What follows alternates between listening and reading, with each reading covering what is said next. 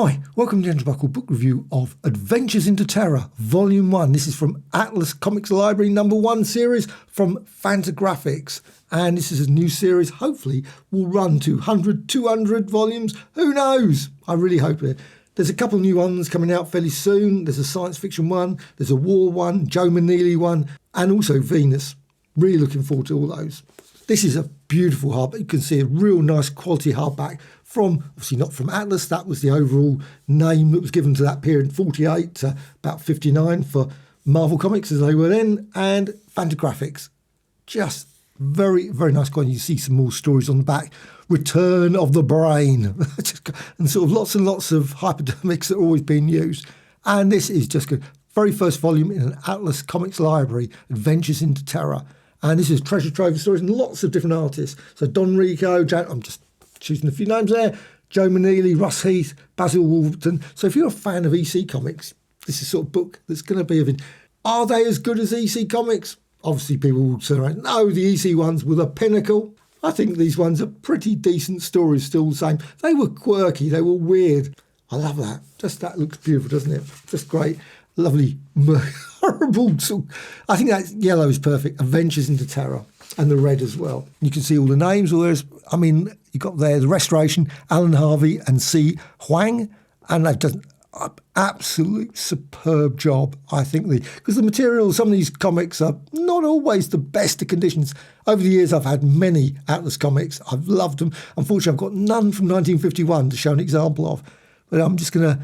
And they're Dr Michael J Vassalo. Of course, he's done lots and lots of books related to things like Venus and many other Atlas at War, which I'm just going to show as well. This is the first 8 stories, and you can see, look at that. They've just done a beautiful content. I mean, that is just how content pages should be. Lovely little pictures. In fact, in many ways, I would love to have seen pictures of all of them. Of course, that would be nice, wouldn't it? Little thumbnails for every single story. But still, I think it's just great the way they've done that. Now, I assume that's the covers. They've just done the cover. I think just a lovely touch. Also got the date and also, of course, the pages, which is always good. Also, it's got a lovely introduction by Dr Michael J Vassalo. I mean, I think that's just great. I love all the examples. Now, I don't know how it's going to be done over the years, if obviously in future volumes, whether there's going to be more sort of information about it. It's more a general sort of introduction in this one, I think, than... hopefully the other ones like the Joe Maneely one, there will be a really substantial introduction, hopefully, given lots of details about Joe Maneely and pictures. I mean, even things like their journal. I mean, that's just great, isn't it? And also these ones. I love this one, Marvel Comics. And you had the list of all the different Marvel Comics. Now, they did see Marvel Comics group. So in many ways, even though it's called Atlas, I always think they called themselves Marvel quite often all the way through. And you've also, of course, got that Marvel Comics there as well. A letter to our readers and their parents. That's just great, isn't it? Amazing mysteries. And see another sort of series and things that could be brought out at some point by magazines with a circular seal. Marvel Comics Group. So even though, of course, they've given it Atlas, but it's also got some lovely pictures as well. Just really, I mean, I love these sort of books. And I hope they will include even more pictures over the next couple of years. This was slightly odd and slightly disconcerting, actually, because the cover is bigger than obviously the real cover. So it's just slightly jars a little bit, only just slightly, nothing. What I would love to, in this section here, you've got this lovely gruesome yellow or mustard. It would have been nice to have had an actual sort of discussion about the stories in here, like the EC one, the Russ Cochrane book, where you've got all the various details about the actual stories in there. That would have been nice. But still, that's just a minor issue. But I do like a little bit of analysis of the stories, because sometimes you go through these and you think, oh, you know what? Yeah, and you read the story and you just pass on to the next story and you think, but sometimes I think when you read an introduction to those individual stories, you think, oh, that's something I didn't think about or didn't realise or didn't consider. So it's always nice to actually have that sort of little introduction section for each of the stories. And I love they've included some adverts. Now, they haven't included all of the pages, they do 2-page stories. I quite enjoyed some of those, not all. Some are awful, but some were really quite good. And if you read them, you think, yeah, not bad. They did that for some weird postal reason. Don't ask me why, but that's apparently how they did it. The restoration is just absolutely not everyone, some, when the pages get very dark, and there's some, obviously, because they're horror and that sort of thing, maybe this will be different when you go, obviously, into stories, romance ones. It would be very easy to keep it really super sharp. But I think it's obviously been a lot of work done to get this to look as good as this, because it's really, really nice.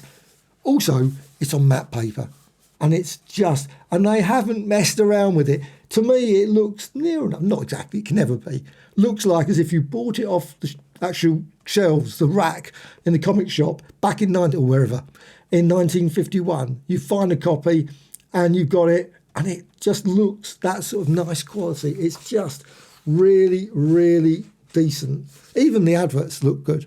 They really do. He's done a great job there. The Unknown Partner. And there's lots of just weird, quirky stories. I love they always did that as well. An adventure into terror. So whenever you see reprints of these things, quite often in different magazines, you'd often see that Adventures in Terror. So you knew exactly, oh yeah, that was from that magazine, or Amazing Mysteries, or where whatever. And it's just great. The Man Who Looked at Death. There's a bit of repetition at times. You sort of feel there's like sort of hand stories where, or you've got brain story, or you've got, what's his name, people trying to cheat death or whatever, or death popping up. There's a lot of those sort of stories. You know how they end as well. It's not as horrific as the EC ones. The EC ones often would end up with like head dripping, and I mean they went really gruesome. I don't know if they did that with the Marvel ones. I don't really feel that they went that far. But here, so I don't know, if anyone would say, these are terrible comics back in the day, and that's of course what happened in the mid-50s. I don't really feel that these really are that bad in comparison. Virtually always the thing is the person always pays the price for doing the things are very, not excessively, moralistic, but it's still, there's always the fate for them. And I think sometimes unfairly, because there's one story where there's this hand and this person falls off, the cliff at the front of the store, at the start of the store, and you're thinking, yeah, but why are you torturing this poor guy? He didn't do it maliciously. And yet the hand is sort of like, you're thinking, what? Really? But again, now, won't you step into my parlour, the stranger, no escape. And I love the fact they included these as well, the creeping vine. That's another sort of story. I love plant ones as well. And the stranger. In many ways, these sort of start to look a bit like the ACG ones as well, that sort of style. It's got to feel that. There, medieval adventure into terror. But it happened this year and in this century. And also another thing I quite like about these in comparison, there's a bit of wordiness. That's just the way that they were back then. Lots of words. But I mean, it wasn't sometimes the EC ones. And I love EC. I mean, I truly love the art, Bollywood and all that. But sometimes the text just becomes really virtually feels that characters are being crushed, and lots of syringes. There's no escape, poison food and things, the storm, spine-chilling adventure, into terror. I think they were overemphasising into terror a bit, the storm. I mean, look at that pretty gruesome character there. But again, looks great. I love it. The size of the comic is exactly the same. Now, I've got an old comic. This is the only one I've got close to that period. So I thought I'd just get that. That's what I was saying about the size. You can see the size here. See, you can see it's obviously got a slightly ripped cover. It is bigger, but the thing is when you actually compare the size of the comic book, and you can see there the artwork. This also has got a Patsy Walker, I think, in here. Patsy Walker. Yeah, it's a Patsy Walker, I think, this one. So you've got the artwork there. And again, it's exactly the same size. If you compare that, so they haven't resized it, as far as I can see. It looks absolutely identical. Again, hands, lots of hands ones. They are this good old hand story. Who will believe? Harmless gloves. So lots of that sort of story. All werewolves, very popular. House of Horror. And again, nothing horrific that will leave you trembling. I'm not certain I was trembling by any of these, to be honest. But they were still Murder at Midnight. And I really love the artwork. The artwork is absolutely great. And I don't know who this one is. Story by Hank Chapman, but I'm not certain the artist. I'd have to look at the front.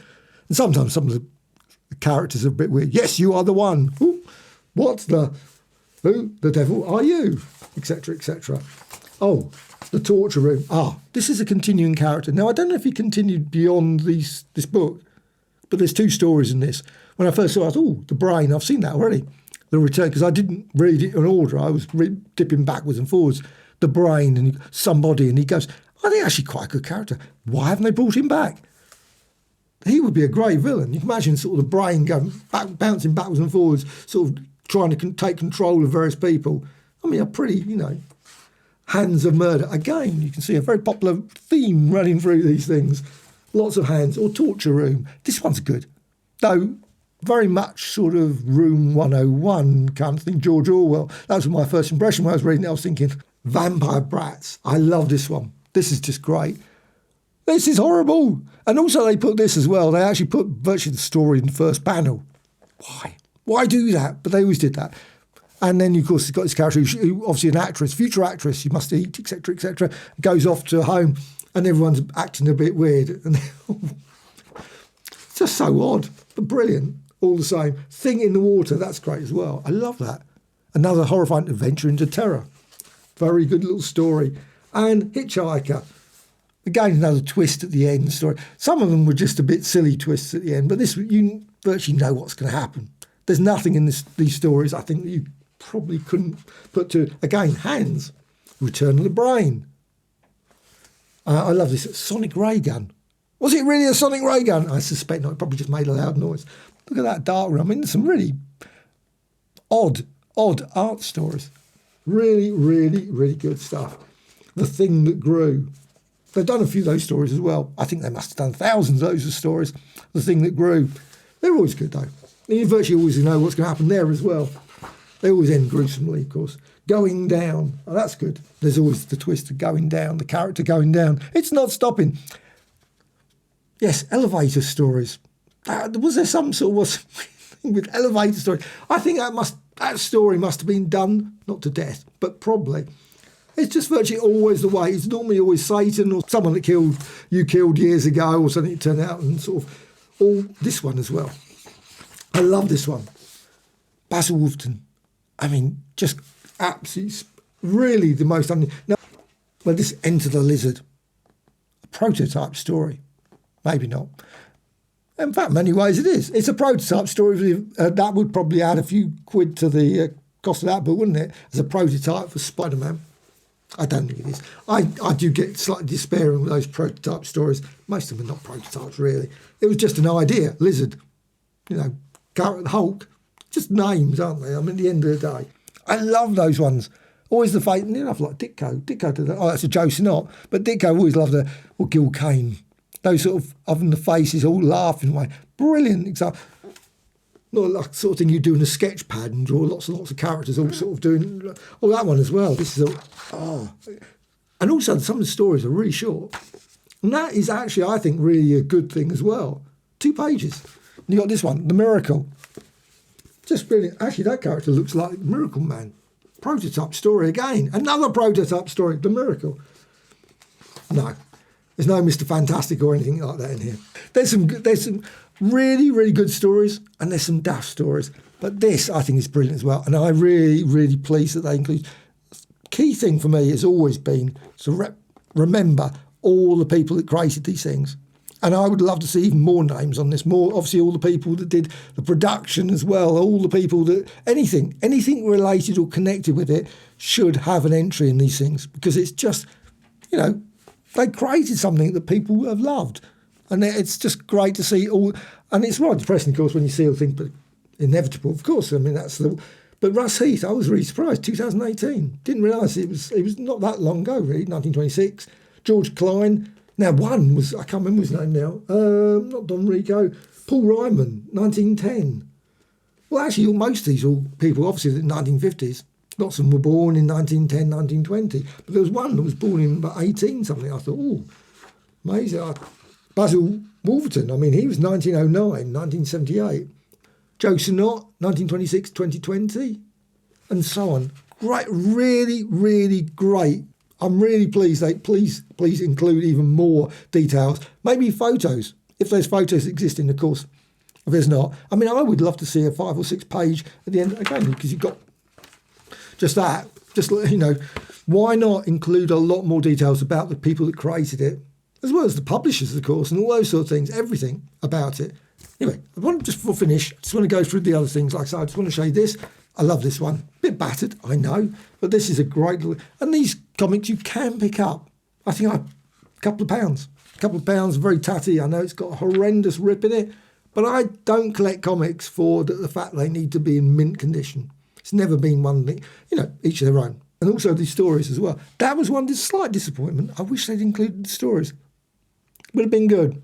I don't think they, well, unless there was a reason. Obviously, sometimes it's possible maybe it was hard to restore those, maybe it just didn't work or something. But even if you could put them like quarter size, would have been nice on, so you could actually see them. But this book, this is the one that came before, Atlas at War. I absolutely love this. I think this is, however, much better. This is a big improvement. I mean, it just looks amazing in comparison. I mean, it's still great. I mean, it's this, and it's got some great stories in this. If you haven't got this one, this is really worth checking out as well. No Way Out. The war stories were great. They were really, and they're probably because, of course, the people who were drawing them would have been involved in the war. They would have had experience in that world. I mean, the flair, you know, they were, in many cases, D-Day. I mean, it was, so they had a real sort of understanding of that period. Vive Paris. Just stunning, I think, and also some many famous sort of wonderful artists, obviously John Severin, I just flicking through, Gas. I mean, it's just great, absolutely superb book, that one. However, the closest I'm going to do a quick comparison with another book, and it's about the same size, isn't it? You can see, yes, I think it is the same. Let's just be fair to it. Same height, yep. So it's exactly the same thing. You can see there, Dark Horse one. However, obviously it's slightly bigger, but it's obviously number of pages. That's like 212. I don't know how many pages in this one. Maybe the paper's thinner, of course. It's always possible. But I think it's still very nice quality. And the EC ones are brilliant, absolutely brilliant as well. And also, of course, from Fantagraphics, I have to show this comparison. Dr. Horror.